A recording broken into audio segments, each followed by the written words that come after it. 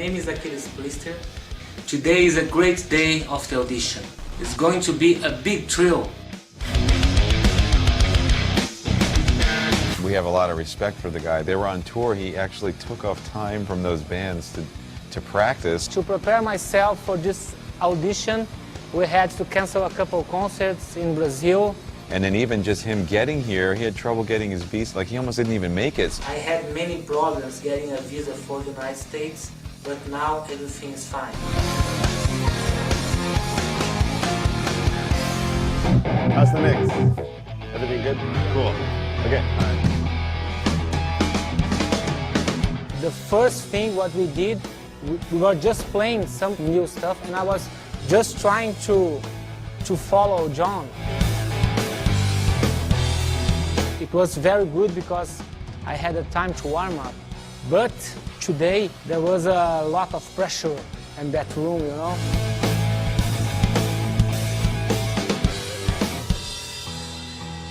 Nice. How's it feeling? Good, good, good. Awesome. Play the tunes? Let's play the tunes. Okay. Shall we dance? Yeah. Okay.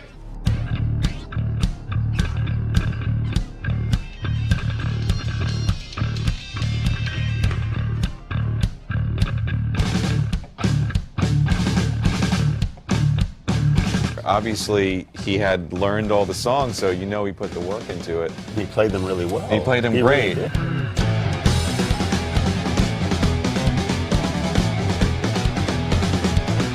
I think it's a little bit different when you are playing in your practice room. And I did some mistakes, of course.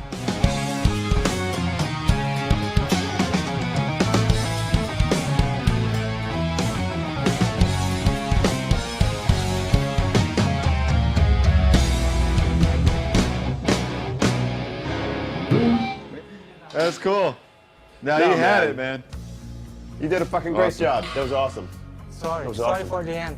I know if we play the songs again, I Yeah. can do much better. We're not expecting anybody to be perfect one time Not at all. through. And he was telling us, you know, he writes the lyrics, he writes the melodies for the bands that he's in. So maybe his approach to creating music, it's obvious that it's a lot different than what we do. But we have another part of the audition. It's just we're going to throw you some riffs and get your take on them. The time signature was the toughest part, and I was, to be honest, I was not expecting to play something like that, you know. Jordan, can you show the The meters? yeah, the team? Yes, yes.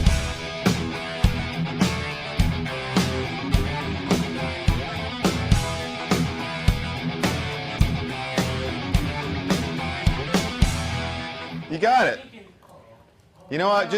We're just trying to give you a little insight as to how we write. Some drummers need time to internalize. Some drummers need time to, you know, sit with things or, you know, play them through.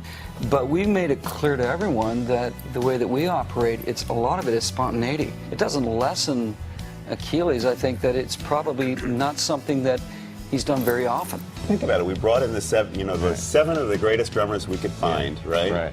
And even out of the seven, there were things that some of them couldn't do of what we were asking. Right. I want to thank you for coming down and taking that time off that you did. Thank you, man. Thank you so much. Yeah.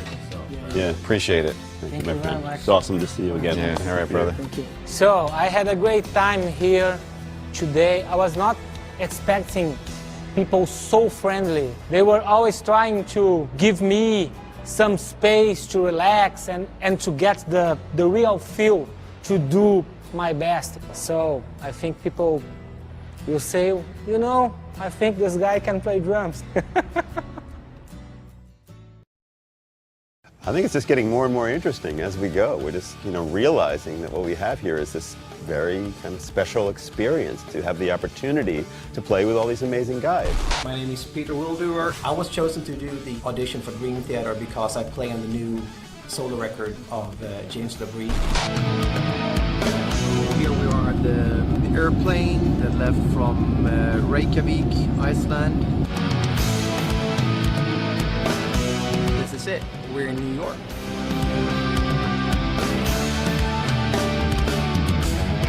We started setting up the drums, did 2 different jams. That was really a lot of fun.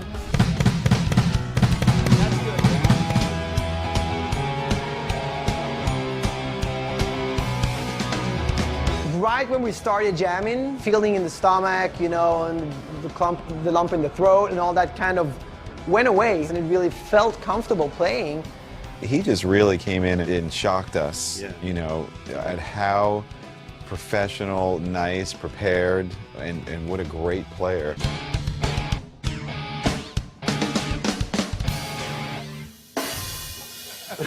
Nice. Awesome. Cool, man. That's great. Is that the full volume you got over there, Jordan? Oh, I turned it down so we can... Okay. Yeah. Everybody good? I think so. Okay, here we go. He's like the, you know, quintessential metal drummer. I mean, he does all the blast beats, and his feet are really quick.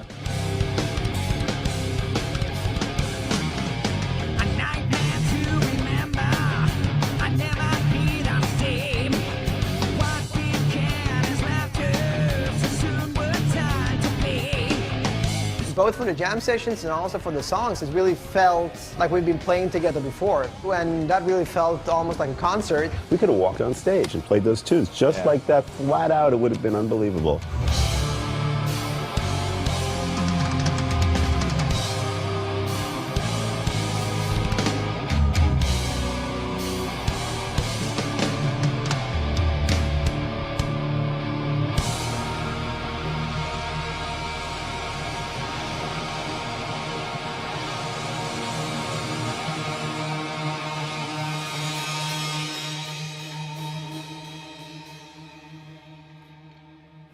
Yeah. Okay. Great.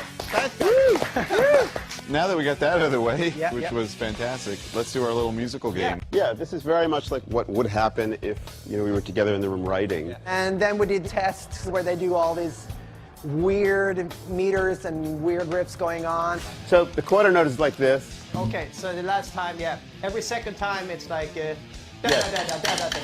Right. I knew it was coming, but of course you can't prepare anything because you don't know what they're going to present to you. You know, the nerves came back a bit, being a bit stressed about it. It really didn't leave me out, you know, on my own. So that was really helpful because I could really try to figure out what was happening.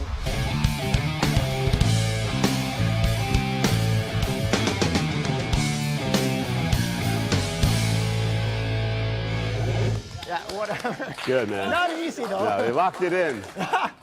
Not easy. Cool. Yeah. Well, Peter, you did great. I think we're good. What a way to conclude. Yeah. Peter, some of these guys that came down, we knew about before. Yeah.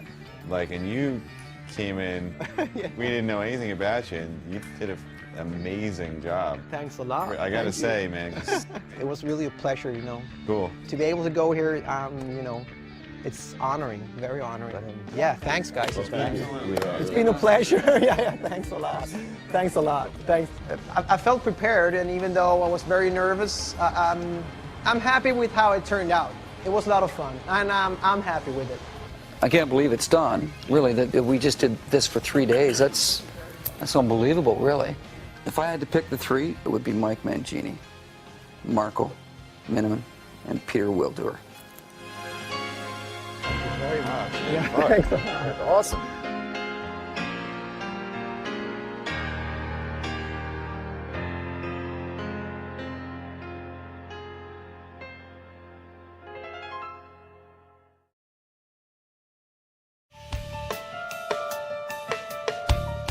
If I had to pick the three, it would be Mike Mangini, Marco, Minnemann, and Peter Wildoer. He just really came in and shocked us, you know, at how professional, nice, prepared, and what a great player. Hello, this is Peter. Peter really was like right up there for me. There's just something about the other two guys I feel a little bit more comfortable with. No problem at all, dude. It's really not a problem. For us, we all love you, and well, you know what I think of you. Definitely, yeah. You know, I mean, you did a fantastic job. You came down, you were prepared, you were extremely professional, you got an amazing attitude about you. There's no doubt about it, you're a great drummer. Cool, thanks a lot. That's it. I didn't get the job, but I got to do the audition, and I'm quite happy with that, actually. Having said that, I can narrow it down to two, which would be Mike and Marco. I can't think about anything that he did or didn't do. I think it's just that the other guys reached some other, like, psychic level.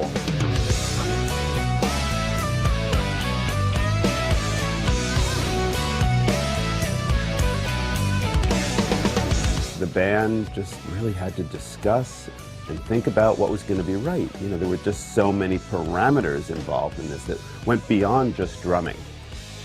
Going into this, it's so weird to be playing with the same guy for so long and our lives being so intermixed and everything. And I think after these 3 days, as strange as those feelings are, I feel really hopeful. The important thing is, and we've been saying it all along, and we're going to stay true to it, is that whoever this person is has to work on every level. You know, it's not just about how great a drummer somebody is. Those two guys just made the biggest impression on us.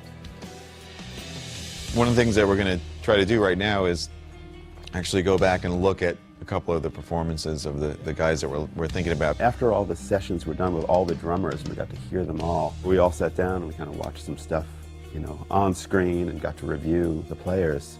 That's definitely helpful. That was an important part of it.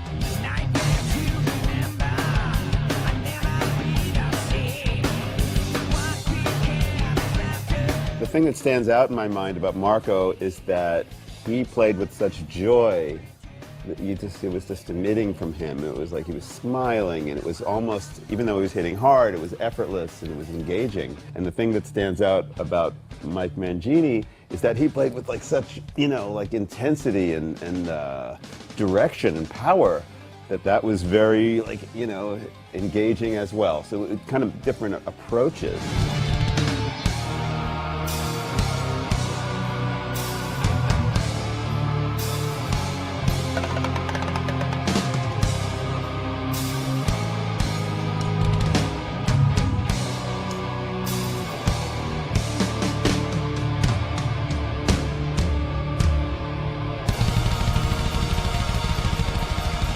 Reviewing both tapes, I mean, you're sitting there with your jaw on the floor most of the time, going, oh my God, you know, each guy is incredible. But it's much deeper than that. It's a personality, it's a chemistry. I don't know how we would have made a real decision without being able to go back and view and kind of just feel that perspective.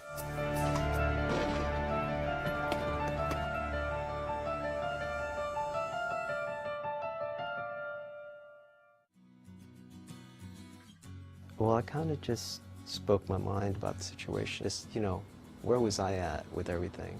We unknowingly used a method that we use when we write music, which is just hear out my side, you know. A lot of it was just how we felt with each particular drummer. It was hard to totally decide. You can't just say, okay, it's him, and write off some other guy, because they're both incredible. During that discussion, we kind of came to some conclusions. You know, we hashed things out, and at the end of the discussion, it was clear. We made a decision.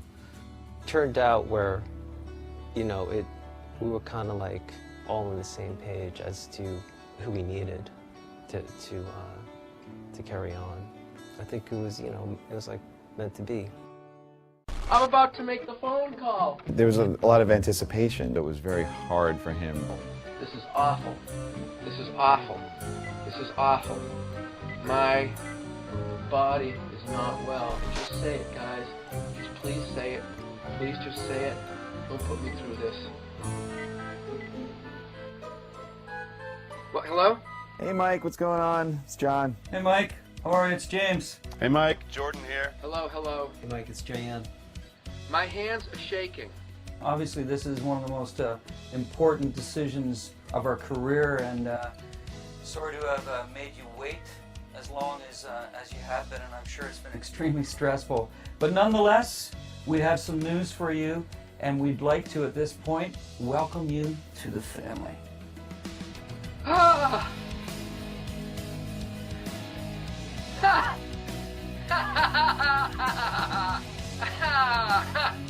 Oh, you sons of...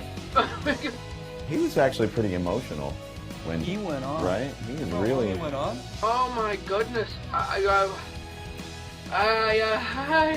I think we were sitting there for about 10 minutes just letting him talk and get everything, all the emotions that he had gone through, what he was experiencing right then and there. Wow, wow, wow, wow. I definitely have a tsunami of things going through my head, like almost thrown up one day, and I came up with every reason every other drummer could. Like you were like waiting till some drummer got back to his country or whatever, and that's why it was taking so long. And it was just pouring out of him, you know. Not only did he really want to be part of what we were doing, it was also expressed in his ability to perform. I have my Dream Theater hat like I just went first in the NFL draft. The day that I got the phone call to be in Dream Theater, it took my brain a minute to just assemble what was going on. And when it sank in, the feeling was just of tremendous relief. Just the feelings, I mean, I cannot thank you enough.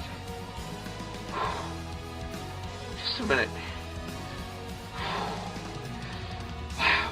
He was just ecstatic. He was so happy. It means so much to me. I almost felt like crying a couple of times, and I didn't know what to do. Thank you for trusting me with the second half of your careers and lives. Thank you for trusting me. Thank you.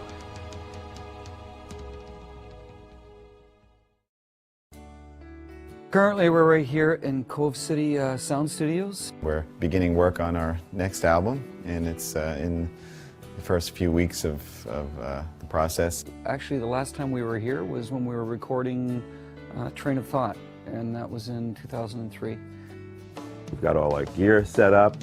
It's been going great. We're very excited to be working on our new album, making a lot of progress, actually, and having a lot of fun. Basically, everything is moving forward as planned, but the most important thing that we're focusing on right at this moment is writing the new record and recording the new record. It kind of reminds me of the one-on-one kind of dynamic that I used to have with John when I would just like go over to his house and collaborate and stuff. It's our favorite place to be, you know. We're all creative people. We love this. This is like, we could live in the studio. There's such an incredible musical chemistry and flow between us, and just, you know, the concept of having nothing and coming up with something, you know, that not only is very intimate to all of us, but that we're going to share with so many people. I love that process. It is like no other thing in the world.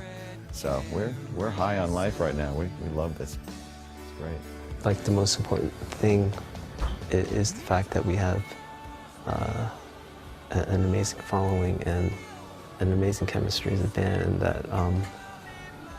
that we're all in it for the long haul. What it means to me to be part of not only such a legendary band, but this band, is a sense of fulfillment and purpose. Like I feel like a puzzle piece. And with Mike in particular, I feel really honored to carry on the torch for him. I'm carrying on his spirit.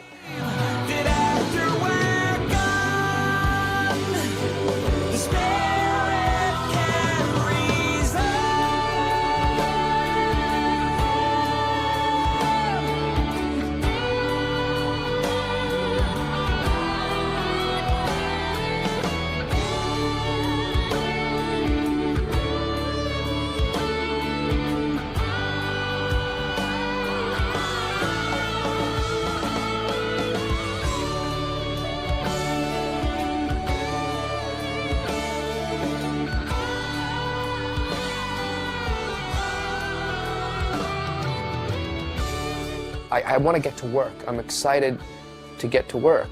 I feel like we're at a fantastic point now, and we're ready to make one of the best albums we've ever created.